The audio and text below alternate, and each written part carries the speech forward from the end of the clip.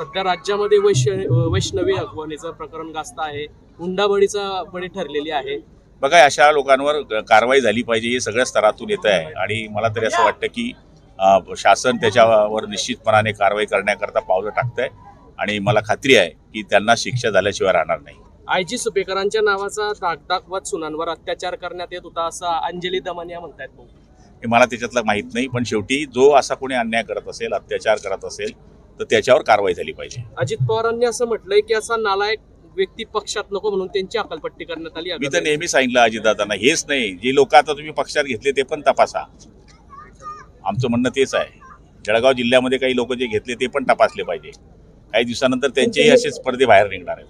हो, राहुल गांधी असं म्हणतात की मोदींचं रक्त फक्त कॅमेऱ्यांसमोर उसळतं. हे बघा, आता मला ते एवढ्या मोठ्या लोकांवर बोलण्याची माझी काही इच्छा नाही आहे. शेवटी हा आमचा कार्यक्रम आज उत्साहात साजरा होतोय, त्यामुळे सगळ्यांना मी या कार्यक्रमाच्या शुभेच्छा देतो. धुळ्याच्या विश्रामगृहामध्ये सापडलेले आहेत, मला त्याच्यातलं काही माहित नाही, पण शेवटी जर कसं असेल तर तपास होईल आणि तपासामध्ये जे निष्पन्न होईल ते जनतेच्या समोर येईल. आमदारांच्या समितीला देण्यासाठी पैसे आणले गेले, अजून तपास सुरू आहे ना, तपासामध्ये लक्षात येईल.